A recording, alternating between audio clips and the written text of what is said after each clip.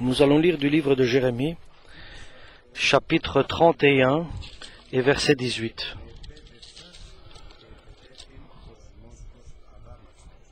J'entends Éphraïm qui se lamente, tu m'as châtié, et j'ai été châtié, comme un veau qui n'est pas dompté. Fais-moi revenir, et je reviendrai, car tu es l'Éternel mon Dieu. Après m'être détourné, j'éprouve du repentir, et après avoir reconnu mes fautes, je frappe sur ma cuisse. Je suis honteux et confus, car je porte l'opprobre de ma jeunesse. Éphraïm est-il donc pour moi un fils chéri, un enfant qui fait mes délices? Car plus je parle de lui, plus encore son souvenir est en moi. Aussi mes entrailles sont émues en sa faveur. J'aurai pitié de lui, dit l'Éternel. Dresse des signes, place des poteaux, prends garde à la route, au chemin que tu as suivi. Reviens dans ces villes qui sont à toi. Jusqu'à quand seras-tu errante, fille égarée? Car l'Éternel crée une chose nouvelle sur la terre. La femme recherchera l'homme. Ainsi parle l'Éternel des armées, le Dieu d'Israël. Voici encore ce que l'on dira dans le pays de Juda et dans ses villes. Quand j'aurai ramené leurs captifs, que l'Éternel te bénisse, demeure de la justice. Montagne sainte, là s'établiront Juda et toutes ses villes, les laboureurs et ceux qui conduisent les troupeaux, car je rafraîchirai l'âme altérée, et je rassasierai toute âme languissante. Là-dessus je me suis réveillé, et j'ai regardé. Mon sommeil m'avait été agréable. Amen pour la parole de Dieu. Jérémie est celui qui est le plus antipathique pour le peuple d'Israël dans son époque, parce qu'il aimait énormément ses frères les Israéliens, les Israélites, mais en regardant et en voyant leurs dérives et leur égarement, il était autoritaire par rapport à ce qui se passait, par bien sûr le Saint-Esprit. Il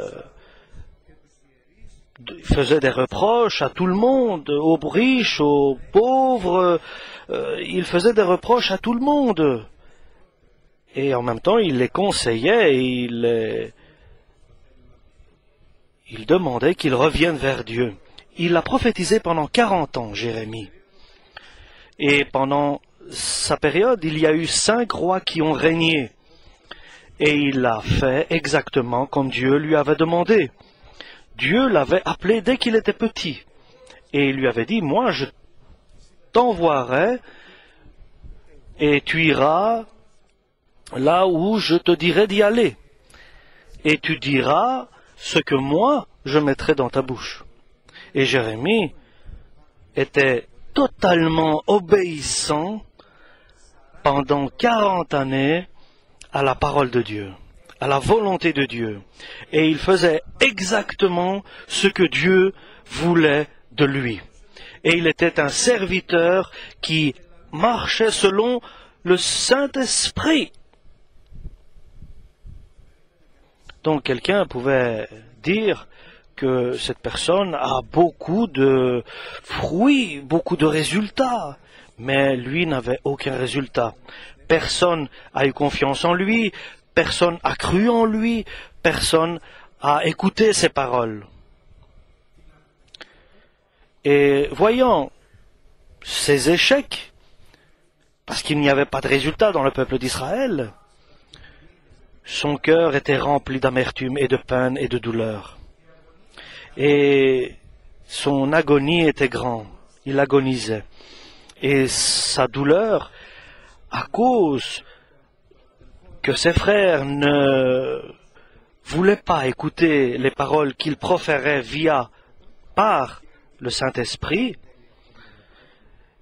Et nous connaissons que après il y a eu cette destruction de ce peuple, parce qu'il ne voulait pas écouter les paroles de Jérémie. Et nous voyons que les enfants de Sédécias ont été aveuglés devant ses yeux par ses ennemis.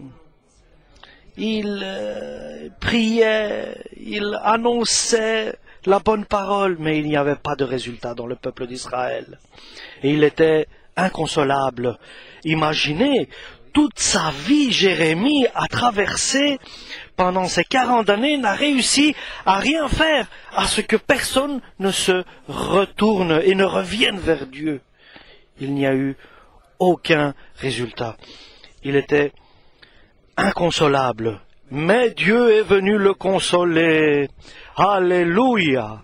Il est venu le consoler avec un rêve. Il lui a donné un rêve, un songe pendant la nuit.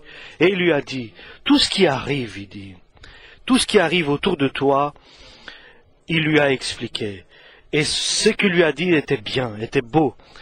Et son sommeil, pour la première fois, était agréable. Pour la première fois, Jérémie a dormi avec un sommeil agréable. Et ce qu'il a vu comme songe, c'était un songe révélateur, apocalyptique, donc qui révèle pour Jérémie. C'était un songe et un rêve qui lui donnait une révélation de la part de Dieu.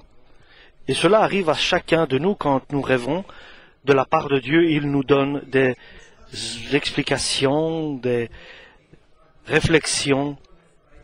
Voilà.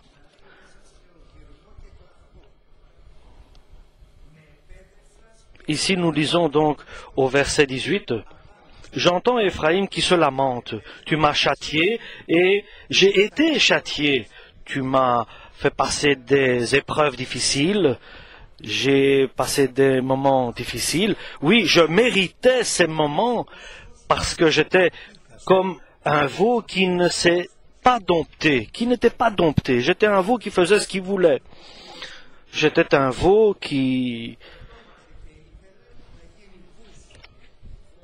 devait être un bœuf qui faisait du travail, qui était au service des autres.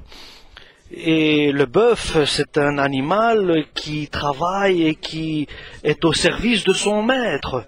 Il laboure le champ, il fait beaucoup de travaux agricoles. Donc ici, nous dit la parole de Dieu que le peuple d'Israël était un veau qui n'était pas dompté. Et il n'était pas encore devenu grand. Il était encore jeune. Et dans ce rêve que Jérémie a vu, il a vu la situation d'Israël.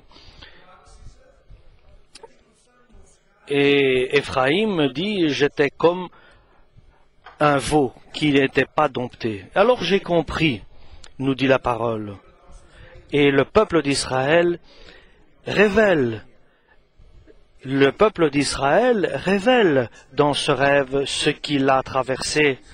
Et il dit, et de moi-même je ne peux pas revenir, dit le peuple d'Israël dans ce rêve révélateur. De moi-même je ne peux pas revenir vers toi, Dieu. Je suis un veau qui est pas dompté, dit le peuple d'Israël dans ce rêve. Et je demande que tu me fasses revenir, que je me détourne du mauvais sentier et que j'éprouve du repentir. Et toi, seulement Dieu, tu peux agir pour que je puisse revenir. Et si je reviens, je retourne vers toi, alors je me repenterai, tu vas m'initier, m'apprendre et m'enseigner ta parole, et alors je serai honteux et confus, et je vais confesser que tout ce que j'ai fait était ma honte de ma jeunesse, était à cause de ma dont je n'avais pas de foi envers toi, je n'avais pas confiance en toi, donc Dieu, c'est comme ça que va parler le peuple d'Israël. Et ce rêve qu'a fait Jérémie, c'était une réponse de Dieu pour lui dire ce qu'il faut que le peuple d'Israël fasse. Et Dieu va répondre si ce peuple agit. Et Dieu va agir avec amour et avec enseignement, et il va guider et diriger le peuple vers où il doit aller pour se repentir. Et Éphraïm est mon bien-aimé, c'est mon enfant. Éphraïm est donc pour moi un fils chéri. Oui, Éphraïm a compris, il était comme un veau qui n'était pas dompté, il sait que de lui-même il ne peut pas revenir vers Dieu, et en priant il a dit, fais-moi revenir Dieu vers toi, car de moi-même je ne peux pas revenir et me repentir. Aide-moi Dieu à revenir vers toi. Et Dieu a dit, donc tu es mon fils chéri, un enfant qui fait mes délices. Et je me souviens de lui souvent.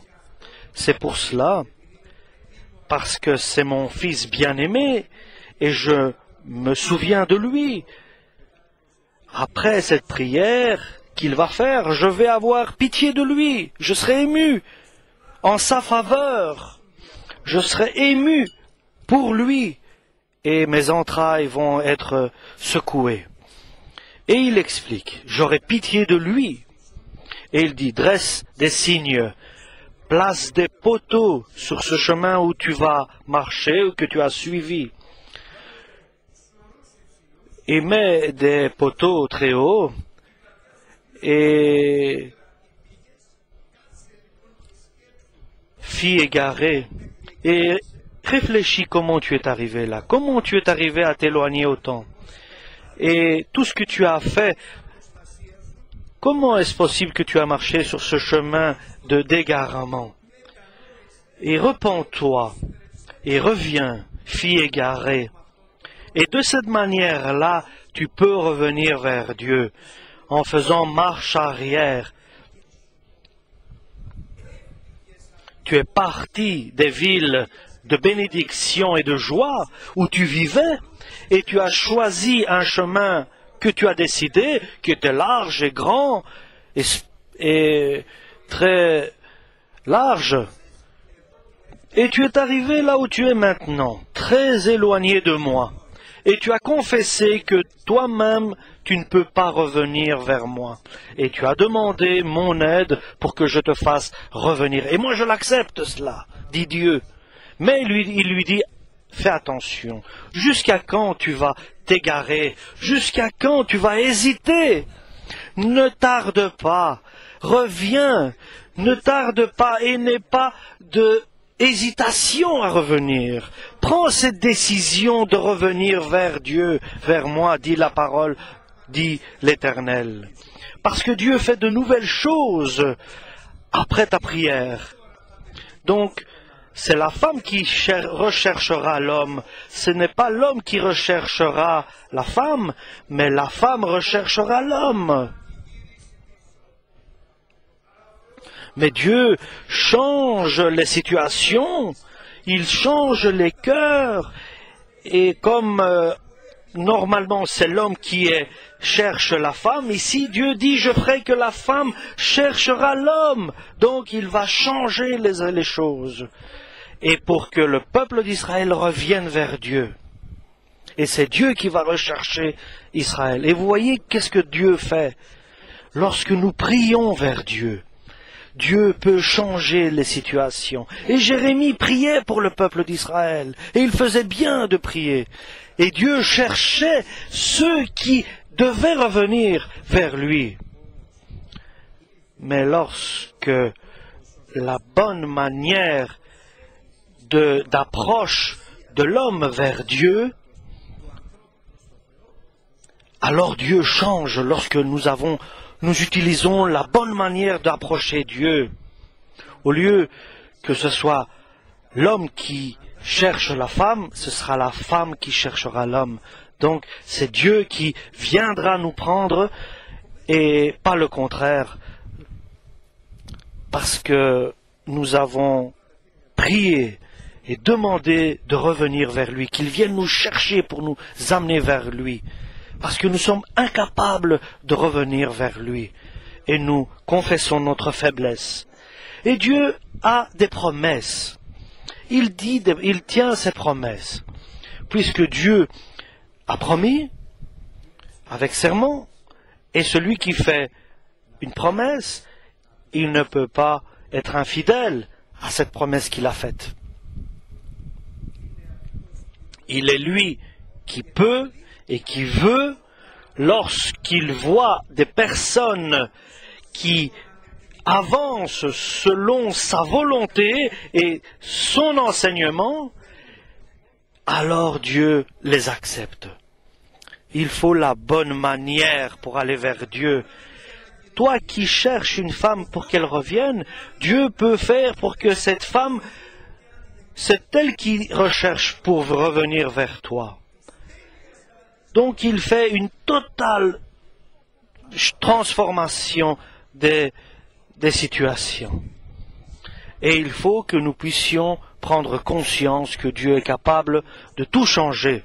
C'est pour cela que dans les lamentations de Jérémie, lorsqu'il se lamente, lorsque je peux dire à la fin, le dernier verset qui a été écrit par le Saint-Esprit des lamentations de Jérémie, il dit « Refais-nous revenir vers toi, Seigneur, et ainsi nous désirons que le Seigneur nous fasse revenir vers lui. »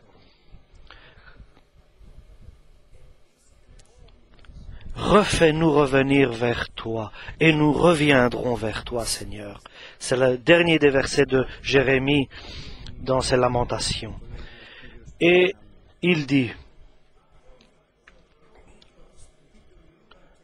ils écouteront,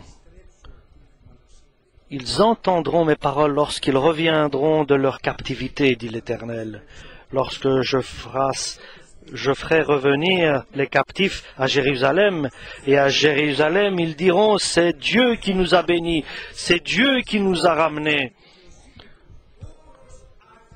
Et on appellera cette montagne la montagne sainte, et alors ils habiteront sur cette montagne de Jérusalem, et toutes les villes seront là, et les agriculteurs seront là, et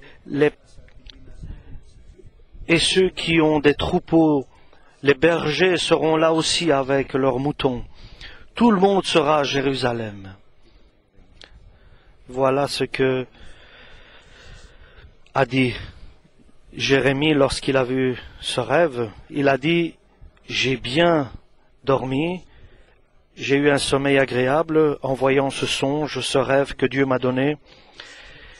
Et maintenant je sais ce que je dois dire. Et je sais ce que je dois dire à Dieu.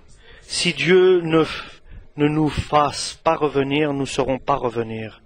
Que Dieu nous fasse revenir vers lui. Que Dieu fasse que nous revenions vers lui.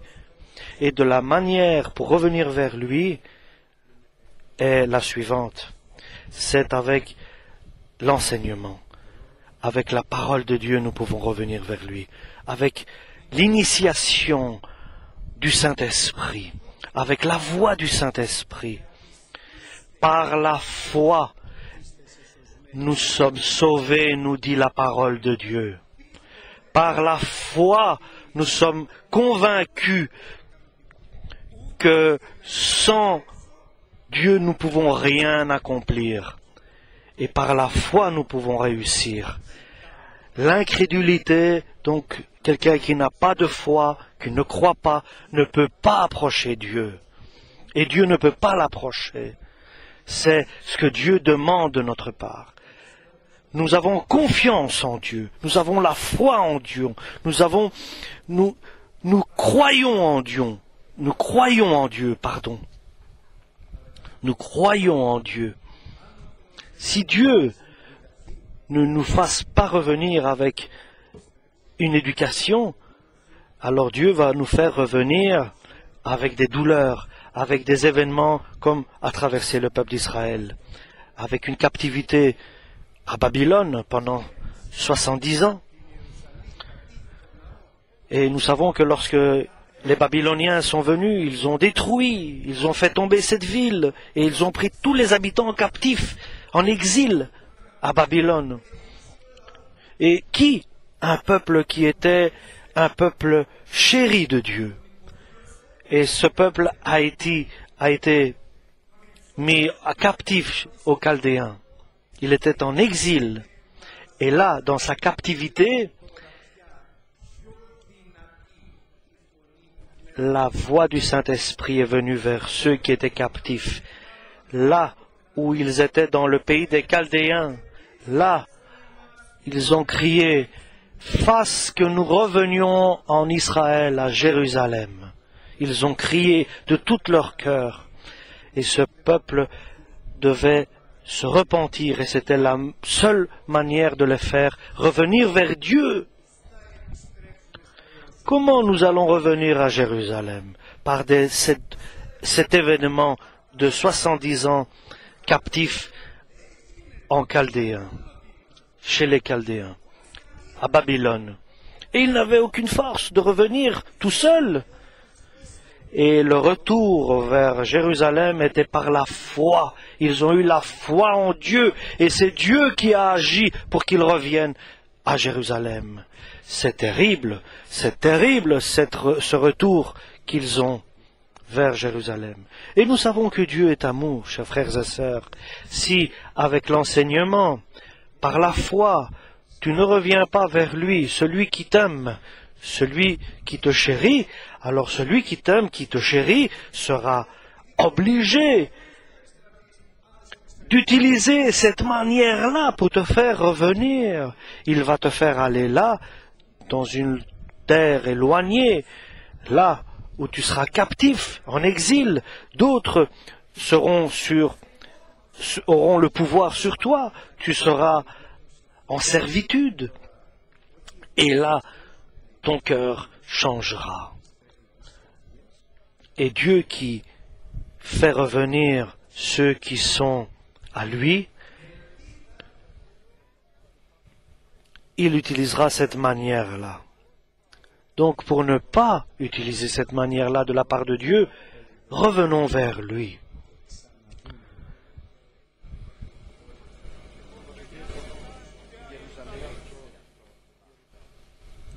Donc voici, le temps est propice et le temps du salut.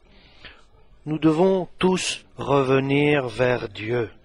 Sans exception, tous nous devons demander d'être ramenés vers Dieu. Ou bien nous allons revenir vers Dieu par notre prière et notre foi, vers le Dieu vivant et qui est fidèle à ses paroles, et de lui dire, mon Dieu, tout seul je ne peux pas revenir vers toi. Je ne peux pas atteindre l'endroit où tu veux que j'y aille. Fasse que je revienne, et je reviendrai. Aide-moi à revenir et atteindre l'endroit où je dois me trouver. Avec hésitation, nous n'allons pas approcher Dieu. Avec un manque de foi, nous n'allons pas obéir. Et Dieu sera obligé de Jérusalem, de la terre de bénédiction, il va nous ramener, il va nous apporter